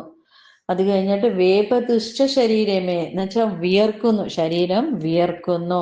രോമഹർഷശ്ച ജായത്തെ എന്ന് വെച്ചാൽ രോമങ്ങള് ഇങ്ങനെ രോമാഞ്ചമുണ്ടാവുന്നു. ഇവരെയൊക്കെയാണോ ഞാൻ കൊല്ലണ്ടേ? എൻ്റെ സ്വജനങ്ങളല്ലേ? ആ ഒരു ഇതാണ്. എന്താ വെച്ചാൽ അച്ഛൻ മരിച്ചു കഴിഞ്ഞതിന് ശേഷം ഭീഷ്മരാണ് ഇവരെ വളർത്തിയതും ഭീഷ്മരുടെ മടിയിലിരുത്തിയാണ് കഥകൾ പറഞ്ഞു കൊടുത്തേയും ആന കളിപ്പിച്ചതും കുതിര കളിപ്പിച്ചതും കൂടെ കിടത്തിയതും എല്ലാം. അപ്പൊ ആ ഭീഷ്മരെയാണോ ഞാൻ വധിക്കേണ്ടത്? നമ്മുടെ ധർമ്മശാസ്ത്രം പ്രകാരം മാതൃദേവോ ഭവ, പിതൃദേവോ ഭവ, ആചാര്യ ദേവോ ഭവ, അതിഥി ദേവോ ഭവയ. അവരെ നമസ്കരിക്കുന്നതിന് പകരം എനിക്ക് അവരെ വധിക്കേണ്ടിയാണ് വരുന്നത്. ഇത് എങ്ങനെ പറ്റും എന്നൊക്കെയുള്ള ആ ഒരു വിഷമങ്ങളാണ് പറയുന്നത്. അവരുടെ പാദ നമസ്കാരം ചെയ്യുന്നതിന് പകരം ഇവരെയൊക്കെ കൊല്ലുവാന്ന് വെച്ചാൽ നടക്കത്തില്ല. അർജുനൻ ആകെ പിന്മാറുക. അപ്പൊ ഇവിടെ അർജുനന്റെ മാനസികാവസ്ഥയാണ് ഇവിടെ കാണിച്ചു തരുന്നത്. അർജുനൻ ആകെ തളർന്നിരിക്കുകയാണ് ചെയ്യുന്നത്. അപ്പൊ നമ്മള് മനഃശക്തി നശിച്ചാലുണ്ടല്ലോ, കായിക ശക്തി കൊണ്ടോ ബുദ്ധിശക്തി കൊണ്ടോ ഒരു പ്രയോജനവും ഇല്ല. നമുക്ക് എത്ര ബുദ്ധിമാനാന്ന്, എത്ര നല്ല ആരോഗ്യമുണ്ട്, കായശക്തി എന്ന് വെച്ചാൽ ആരോഗ്യം ഉണ്ടായാലും മനസ്സ് തളർന്നു പോയ എല്ലാം പോയി. അപ്പൊ മനഃശക്തിയാണ് നേടേണ്ടത്. ഇപ്പം ജിമ്മിൽ പോയി നല്ല ആഹാരമൊക്കെ കഴിച്ച് ബോഡിയൊക്കെ ബിൽഡ് ചെയ്യുക അല്ലെ, ശരീരബലം കിട്ടും. നല്ല ബ്രില്യൻറ്റ് പഠിക്കുകയും നന്നായിട്ട് ഡിഗ്രീസ് ഒക്കെ എടുത്ത് നല്ല ബ്രില്യൻറ്റ് അതൊക്കെ ഇതും കിട്ടി അല്ലേ. പക്ഷേ മനഃശക്തി നശിച്ചാൽ എല്ലാം പോയി. അപ്പൊ ഈ മനഃശക്തി എവിടെ നിന്നാണ് കിട്ടുന്നത്? ഈ മനഃശക്തി കിട്ടാനാണ് നമ്മൾ ശാസ്ത്രം പഠിക്കേണ്ടത്. ആ ശാസ്ത്രം പഠിച്ചു പോയാൽ നമുക്ക് തന്നെ മനോധൈര്യം ഓട്ടോമാറ്റിക്കലി കിട്ടിക്കോളും. ഇപ്പം ഒരു സർജറി നടക്കുമ്പം ഇത് അനസ്തീഷ്യ കൊടുക്കും അല്ലെ. അതെന്തിനാ? വേദന അറിയാതിരിക്കാൻ. വേദന ഉണ്ട്, പക്ഷെ ആ മരുന്നിന്റെ വീര്യം കൊണ്ട് വേദന അറിയത്തില്ല. അതുപോലാണ് നമ്മൾ ശാസ്ത്രം പഠിച്ചു പോയാൽ നമ്മൾ പ്രോബ്ലംസിൽ കൂടെ പോവും. അത് നമുക്ക് നേരിടാനും പറ്റും. നമ്മൾ അറിയത്തത് പോലും ഇല്ല. തീ കൂടെ നടക്കും, പക്ഷെ പൊള്ളത്തില്ല. മുള്ളിന്റെ പുറത്തുകൂടെ നടക്കും, പക്ഷെ കുത്തത്തില്ല. അതാണ് മനഃശക്തി കിട്ടും. നമ്മുടെ ആ മനഃശക്തി കിട്ടണമെങ്കിൽ നമ്മുടെ ശാസ്ത്രം തന്നെ പഠിച്ചു പോകണം. അല്ലാതെ വേറെ ഒരു ഇതും ഇല്ല. ബാക്കി പണം ഉണ്ടാക്കുന്ന വിദ്യ പഠിച്ചിട്ടൊന്നും ഒരു കാര്യവും ഇല്ല. കൊടുങ്കാറ്റ് എവിടുന്നാ വരുന്നതെന്ന് അറിയത്തില്ല അല്ലേ. നമുക്ക് സാമ്പത്തികമായിട്ട് വരാം, അല്ലെങ്കിൽ വല്ല അസുഖം വന്ന് വരാം, കുടുംബ പ്രശ്നങ്ങൾ വരാം, അല്ല ഓഫീസിൽ വല്ല പ്രശ്നങ്ങൾ വരാം. അങ്ങനെ ഏത് രീതിയിലായിരിക്കും വരുന്നതെന്ന് അറിയില്ല. അപ്പൊ മനഃശക്തി ചോർന്നു പോയാൽ എല്ലാം പോയി, തളർന്നു പോയി. അപ്പൊ അതാണ് നമുക്ക് വേണ്ടത്. ഇപ്പം നമ്മളുടെ സഭയിലേ ഉള്ളൂ നമ്മുടെ കുട്ടികൾ ഇതൊന്നും പഠിക്കുന്നില്ല. അതേസമയം മറ്റ് സഭകളിലെ കുട്ടികൾ അത് കൊച്ചിലേ തൊട്ട് തന്നെ അവരുടെ ഗ്രന്ഥങ്ങൾ അത് പഠിച്ചോ പോകുന്നതുകൊണ്ടാണ് ആ കുട്ടികൾ നല്ല മെന്റലി സ്ട്രോങ് ആണ്. ആ കുട്ടികൾ അവർ നല്ല വിശ്വാസികളും. പക്ഷെ നമ്മുടെ ഇതിൽ നമ്മുടെ അച്ഛനമ്മമാരും മുത്തച്ഛന്മാരും മുത്തശ്ശിമാരാണ് അമ്പലത്തിൽ പോയി വഴിപാട് നടത്തുന്നു വരെ നമ്മുടെ കാര്യസാധ്യത നടക്കുന്നത്. അതല്ല ശരിക്കും വേണ്ടത്. അത് നമ്മുടെ കാര്യപ്രാപ്തി മാത്രം. പക്ഷേ നമ്മൾക്ക് മനോബലം എപ്പോഴും അച്ഛനമ്മമാർ കൂടെ ഇല്ല അല്ലേ? ഒരു സ്റ്റേജ് കഴിയുമ്പോൾ പുറത്ത് നമ്മൾ ഒറ്റയ്ക്കാവുക. അപ്പൊ ആ സമയത്ത് നമ്മൾ ഓരോ കാര്യങ്ങൾ വരുമ്പോൾ നേരിടണമെങ്കിൽ ആ ശാസ്ത്ര പഠനം തന്നെ വേണം. അപ്പം നമുക്ക് അതാണ് വളരെ അത്യാവശ്യമായിട്ടുള്ളത്. അപ്പൊ അതുകൊണ്ട് നമ്മൾ ഗ്രന്ഥം പഠിച്ചു പോവുക. അതാണ് ജ്ഞാനഭക്തി. ആ ജ്ഞാനഭക്തി കിട്ടിക്കഴിഞ്ഞാൽ എല്ലാം ഓക്കെ ആയിട്ട് തന്നെ വരികയാണ് ചെയ്യുന്നത്. അപ്പം ഇവിടെ മനസ്സ് പതരുമ്പോൾ സ്വാഭാവികമായും ശരീരത്തിൽ പല മാറ്റങ്ങളും വരും. അതാണ് ശരീരം നമ്മൾ ആ ഒരു സീതന്തി മമഗാത്രാണി മുഖം ച പരിശിഷ്യത്തി എന്നൊക്കെ പറഞ്ഞില്ലേ, വിയർക്കുന്നു, മനസ്സ് തളർന്നു പോകുന്നു എന്നൊക്കെ പറയാൻ കാരണം അതാ. മനസ്സ് തളർന്നു കഴിഞ്ഞാൽ എല്ലാം സംഭവിക്കുമല്ലോ. അപ്പൊ ശാരീരിക ശക്തിക്കോ ബുദ്ധിശക്തിക്കോ സമർത്ഥമായി പ്രവർത്തിക്കുവാൻ സാധ്യമല്ലാത്ത ഒരവസ്ഥയാണ് ഇവിടെ വന്നിരിക്കുന്നത്. അടുത്തത് 30ാമത്തെ ശ്ലോകം. ഗാണ്ഡീവം ശ്രംസദേഹസ്ത്വക്ചൈവ പരിദഹ്യത്തെ ന ച ശക്നോമ്യവസ്ഥാതും ഭ്രമതീവ ച മേ മനഃ. എന്നുവെച്ചാൽ ഗാണ്ഡീവം എൻ്റെ കയ്യിൽ നിന്ന് പോകുന്നു. ത്വക്ചൈവ പരിദഹ്യത്തെ എന്ന് വെച്ചാൽ ത്വക്ക് എന്ന് വെച്ചാൽ ത്വലി, ദഹ്യത്തെ എന്ന് വെച്ചാൽ ചുട്ടുപൊള്ളുന്നു. എന്നുവെച്ചാൽ ശക്നോമവസ്ഥാത്വം എനിക്ക് ശക്തി കിട്ടുന്നില്ല. ഭ്രമതീവചമേ മനഃ എൻ്റെ മനസ്സ് ഭ്രമിച്ചു പോകുന്നു. അപ്പൊ ഇവിടെ അർജുനന്റെ മാനസികാവസ്ഥ ആകെ തളർന്ന് വല്ലാത്ത ഒരു അവസ്ഥയിലാണ് അർജുനൻ ഇവിടെ നിൽക്കുന്നത്. അപ്പൊ ആ ഒരു ഭാഗങ്ങളാണ് നമ്മളിവിടെ ഒരു 30 ശ്ലോകം വരെ ഉള്ളത് പറഞ്ഞു. അപ്പൊ ഇത്രയും പഠിച്ചു അല്ലേ? ഇനി കുറച്ചുകൂടെ ഒന്നുകൂടെ നോക്കാം. 2 ശ്ലോകം കൂടെ നോക്കിയിട്ട് നിർത്താം. അത് കഴിഞ്ഞിട്ട് 31 നിമിത്താനി ച പശ്യാമി വിപരീതാനി കേശവ ന ച ശ്രേയോനു പശ്യാമി ഹത്വാ സ്വജനമാഹവേ. എന്നുവെച്ചാൽ അടുത്തത് പറയാം, ഭഗവാന്റെ അടുത്ത് ഇങ്ങനെ ഓരോ അടവുകൾ പറഞ്ഞുകൊണ്ടിരിക്കുക സ്വജനങ്ങളെ കണ്ടിട്ട്. ദേഹം ചുട്ടുപൊള്ളുന്നു, ഗാണ്ഡീവം പോകുന്നു. ഇനി അടുത്തത് പറയുക, നിമിത്താനിച്ച പശ്യാമി, നിമിത്തങ്ങൾ കാണുന്നു, ശകുനങ്ങൾ കാണുന്നു. വിപരീതാനി കേശവ, നല്ല ശകുനങ്ങളല്ല ദുശകുനങ്ങളാണ് കാണുന്നത്. പിന്നെ നച്ച ശ്രേയോന് പശ്യാമി, നമുക്ക് ശ്രേയസ് തരുന്ന അല്ല കാണുന്നത്. ഹത്വ സ്വജനമാഹവേ, മറ്റുള്ളവരെ കൊല്ലുന്ന ഇതൊക്കെയാണ് കാണുന്നത്. അപ്പൊ എങ്ങനെങ്കിലും പിന്മാറണം അർജുനന്. അതിന്റെ വേക്കിലിയാണ് ഓരോന്നും ഇങ്ങനെ തന്റെ ദൗത്യത്തിൽ നിന്ന് പിന്മാറുക. ഒരു ഡോക്ടറുടെ ദൗത്യം എന്തുവാ?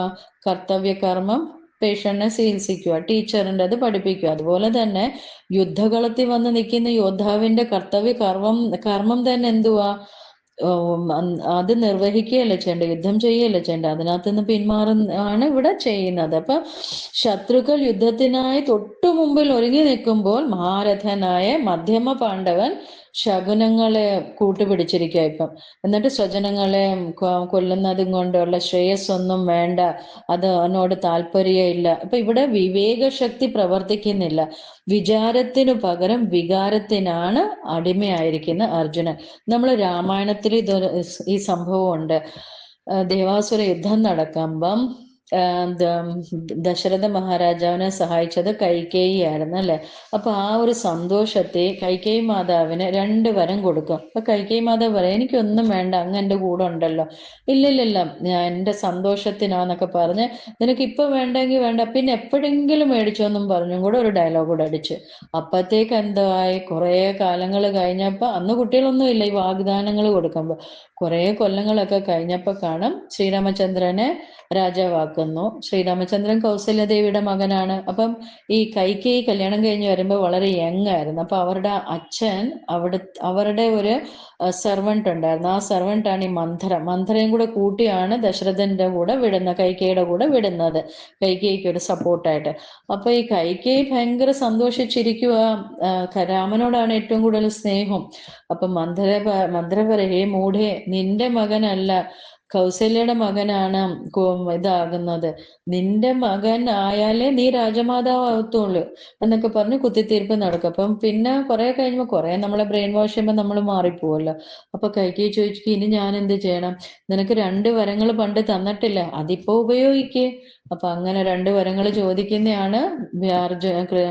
ശ്രീരാമചന്ദ്രനെ കാട്ടിൽ വിടുക, ദശരഥ മഹാരാജാവിനെ എന്താ പറയുന്ന അല്ല ഭരതന് രാജ്യം കൊടുക്കുക. അപ്പം രാമൻ കാട്ടും ഭരിക്കും, ഭരതൻ രാജ്യവും ഭരിക്കും. അപ്പം ദശരഥൻ ചോദിക്കുന്നുണ്ട്, കാട്ടി വിടണോ? ദശരഥൻ ഓക്കെ ഭരതൻ ഇത് ചെയ്തോട്ടെ. അപ്പൊ പറഞ്ഞു പറ്റത്തില്ല. എന്നുവെച്ചാൽ രാമനോട് എല്ലാവർക്കും സ്നേഹമാ. അത് മാത്രമല്ല, ഒരു ഇതുണ്ട്, നമ്മൾ ഇപ്പോഴും ആ റൂളുണ്ട്. ഒരു 13 വർഷമോ 14 വർഷം നമ്മൾ റൂൾ ചെയ്തു കഴിഞ്ഞാൽ അത് പിന്നെ നമ്മുടെ സ്വന്തം ആവുക. അതുകൊണ്ടല്ല ഈ വാടാച്ചീട്ടൊക്കെ ഇങ്ങനെ നമ്മൾ ലീസിനൊക്കെ കൊടുത്ത പുതുക്കുന്നതൊക്കെ. അല്ലെങ്കിൽ ഇത്രയും വർഷം കഴിഞ്ഞ് അത് അവരുടെ സ്വന്തമായിട്ട് മാറും. അപ്പൊ അതിന്റെയും വെഹിക്കലും കൂടെ 14 വർഷം കഴിഞ്ഞ് വരുമ്പോ വേണമെങ്കിൽ ഭരതന് കൊടുക്കണ്ട, ഇനി എന്ത് കൊടുക്കാൻ, ആ രീതിയിലും ആക്കാം. അപ്പൊ ഇതൊക്കെയായിരുന്നു ഉദ്ദേശം.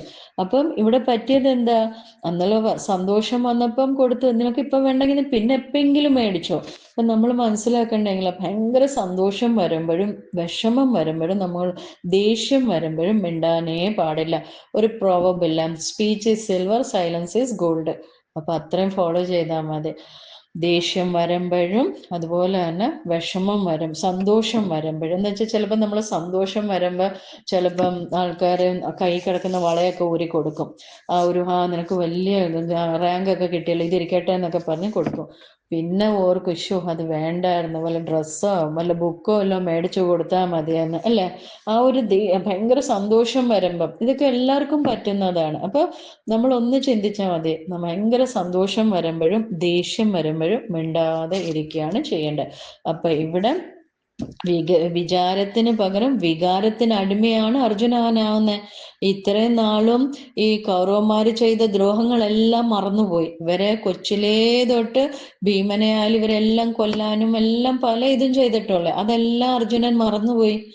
എന്നിട്ട് ഇപ്പം വികാരത്തിന് അടിമപ്പെട്ടിരിക്കുകയോ, ഇവരൊക്കെ എൻ്റെ സ്വജനങ്ങളാണല്ലോ, ആചാര്യനാണല്ലോ, പിതാമഹനാണല്ലോ എന്നൊക്കെ പറഞ്ഞുകൊണ്ടാണ് അപ്പൊ ഇവിടെ വിചാരത്തിന് പകരം വികാരത്തിന് അടിമപ്പെടുകയാണ് അർജുനൻ ചെയ്തിരിക്കുന്നത്. അപ്പം വ്യക്തിയും വിഷാദവും ഒരുമിച്ച് വരുമ്പോഴാണ് വിഷാദ യോഗം ഉണ്ടാകുന്നത്.